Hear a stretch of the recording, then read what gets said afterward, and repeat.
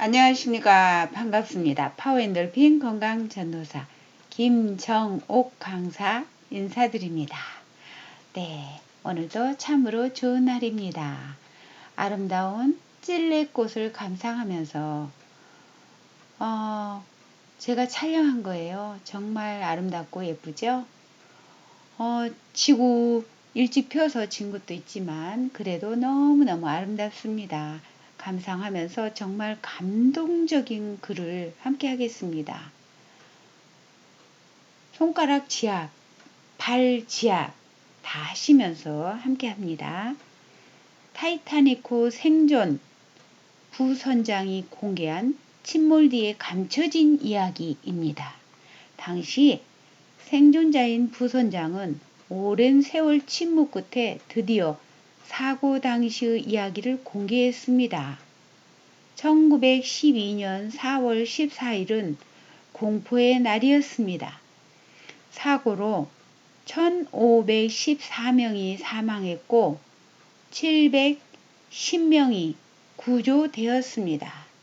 사고 당시 38세였던 타이타닉호의 2등 항해사 찰스 레이 히틀러 씨는 구조된 승객을 책임지기 위해 선원 중 유일하게 구조된 승무원이었습니다. 아래는 찰스 레이 히틀러 씨의 타이타닉호 참사의 자세한 사정을 담은 17페이지 분량의 회고록입니다. 선장은 침몰을 앞두고 여성과 아이를 먼저 구조하라는 명령을 내리자 많은 여성 승객들이 가족과의 이별 대신 남아있기를 선택했습니다. 저는 높은 소리로 여성과 아이들은 이리 오세요 라고 불렀지만 가족을 버리고 혼자 구멍보트에 오르려는 여성과 아이는 몇 명 없었습니다. 레이 히틀러 씨는 살아있는 동안 그 밤을 영원히 잊지 못할 겁니다. 라고 말합니다.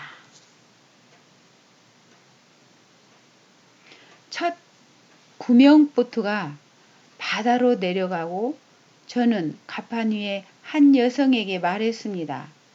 부인, 어서 구명보트를 오르세요. 그녀는 뜻밖의 고개를 흔들었습니다. 아니에요. 저는 배에 남겠어요. 이 말을 들은 여성의 남편이 그러지 말고 어서 타세요. 어서 타. 여보. 라고 말하자 여성은 차분한 어조로 대답했습니다. 혼자 가지 않겠어요. 당신과 함께 이 배에 남을 거예요. 그것이 제가 본 그 부부의 마지막 모습이었습니다. 에스터 아이브이 당시 당시 세계 최고 부자 씨는 에스터 씨는 임신 5개월 된 아내를 구명보트에 태워 보내며 갑판 위에 앉아서 한 손에는 강아지를 안고 다른 한 손에는 시가 한 대를 피우면서 멀리 가는 보트를 향해 외쳤습니다. 사랑해 여보! 사랑해 여보! 승객들을 대피시키던 선원 한 명이 에스터 씨에게 보트에 타라고 하자 에스터 씨는 이런 지하에 거절했습니다. 사람이 최소한 양심은 있어야 하지 않겠습니까? 하고 나서 마지막으로 남은 한 자리를 곁에 있던 한 아일랜드 여성에게 양보했습니다. 그리고 며칠 후 배 파편들이 의해 찢겨진 에스터 씨의 시신을 생존자 수색 중이던 승무원이 발견했습니다. 그는 타이타닉 호의 10대도 그 타이타닉 호 10대도 만들 수 있는 자산을 가진 부호였지만 살아남을 수 있는 모든 기회를 거절했습니다. 자신의 목숨으로 양심을 지킨 위대한 사나이의 유일한 선택이었습니다. 성공한 은행가였던 구겐하임 씨는 생명의 위협을 느끼는 순간에도 화려한 이브닝 드레스로 갈아입으며 이처럼 말했습니다. 죽더라도 채통을 지키고 신사처럼 죽겠습니다. 구겐하임 씨가 아내에게 남긴 쪽지에는 이런 글이 적혀 있었습니다. 이 배는 나의 이기심으로 구조받지 못하고 죽어간 여성은 없을 것이요. 나는 금수만도 못한 삶을 살 바에야 신사답게 죽을 것이요. 미국 메이시 백화점 창업자 슈트라우스 씨는 세계 두 번째 부자였습니다. 그가 어떤 말을 설득해도 아내 노잘리 씨를 구명보트에 태우지 못했습니다. 아내 노잘리 씨는 당신이 가는 곳에 항상 함께 갔어요. 세상 어디든지 당신과 함께 갈 거예요. 라며 남편을 두고 배에 오르는 것을 완강히 거부했습니다. 8번 구명보트의 책임 선언이 8번 구명보트 책임 선언이 67세의 슈트라우스에게 누구도 어르신이 보트를 타는 것을 반대하지 않을 것입니다. 라며 구명정 탑승을 권했습니다. 이 말을 들은 슈트라우스 씨는 단호한 말투로 다른 남성들보다 먼저 보트에 타라는 제의는 거절하겠습니다. 라며 생사의 순간에도 초연한 모습을 보였습니다. 그리고 그는 63세의 아내 노잘리 씨의 팔을 잡고 천천히 갑판 위의 의자에 앉아 최후 순간을 기다렸습니다. 현재 뉴욕 브롱크스의 슈트라우스 부부를 기리는 기념비에는 이런 글귀가 적혀 있습니다. 바닷물이 침몰시킬 수 없었던 사랑. 이렇게 기념비가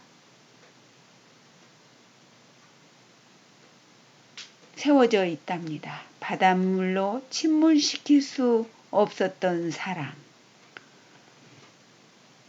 프랑스 상인 마트열 씨는 두 아이를 보트에 탄 여인들에게 부탁하고 배 위에 남아 아이들과 작별했습니다.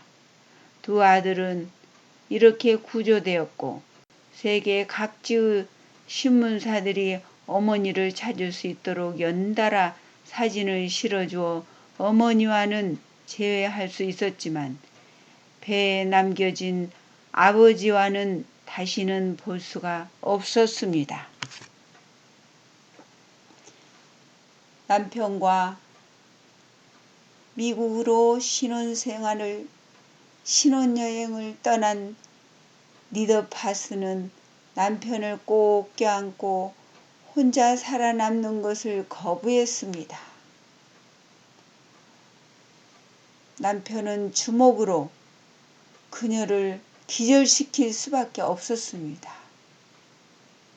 부인이 안 간다 그러니까 빨리 가라고 세상에 주먹으로 그녀를 기절시킬 수밖에 없었답니다. 정신이 돌아왔을 때 그녀는 이미 바다 위에 떠있는 구명보트 아니었습니다. 그녀는 평생 제가 하지 않았으며 남편을 그리워했습니다. 그리스 로잔의 생존자 모임에서 스미스 부인이 자신에게 자리를 양보한 여성을 회고하며 이렇게 말했습니다. 당시 제 두 아이의 구명보트에 오르자 만석이 돼서 제 자리는 없었습니다. 이때 한 여성분이 일어나서 저를 구명보트로 끌어당기면서 말씀하셨습니다. 올라오세요. 아이들은 엄마가 필요합니다. 그 대단한 여성은 이름을 남기지 않았습니다. 사람들은 그녀를 위해 이름 없는 어머니,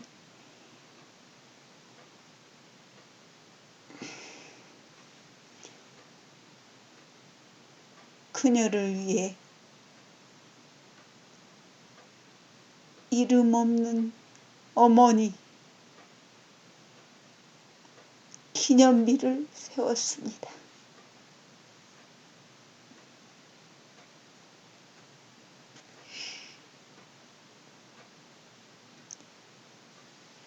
희생자 중에는 억만장자 아스테드 저명신문가 햄스테드 육군소령 바트 저명 엔지니어 노부어 등 사회의 저명 인사가 많았지만 이들 모두 곁에 있던 가난한 농촌 부녀들에게 자리를 양보했습니다.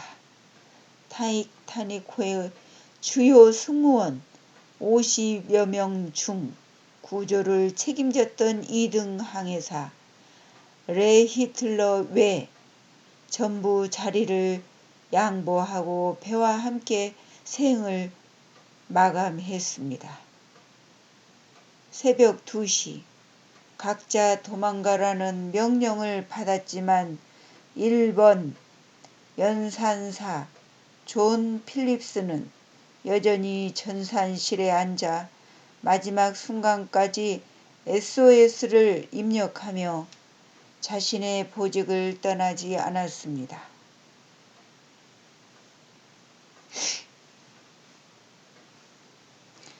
선미가 물에 가라앉기 시작했을 때 삶과 죽음의 마지막 순간 사람들이 서로에게 외쳤습니다.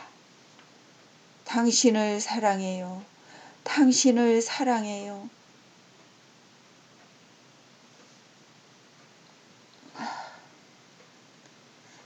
그날 우리 모두 위대한 사랑이 무엇인지 보여주었습니다. 제가 당신들을 얼마나 사랑하는지 알아줬으면 좋겠습니다. 그러나 예외도 있었습니다. 일본 철도원 차장인 호소 노텍스트 씨는 여장을 한 채 여성과 어린이들로 채워진 10번 구명보트에 올라탔습니다. 그는 귀국 후 바로 퇴직당했습니다.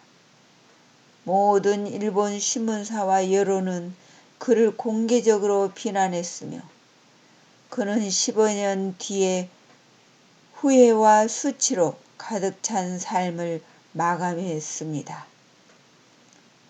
1912년 타이타닉호를 기리는 자리에서 타이타닉호를 건조한 선박회사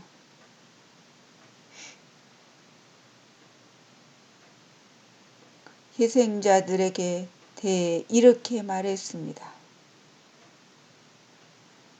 남성들의 희생을 요구하는 해상 규칙은 그 어디에도 존재하지 않습니다.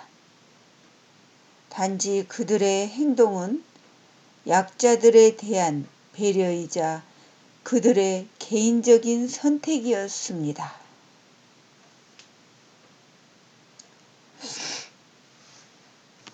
감동을 공유하고픈 등불.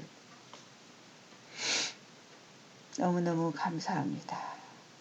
정말 생생한 그 현장을 그대로 다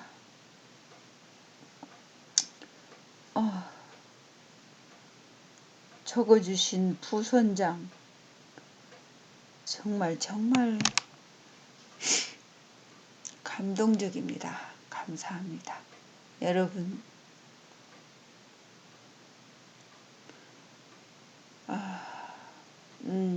정말 가슴이 아프네요. 하하하하 웃어야지. 마음을 풀어야지. 하하하하 웃어요.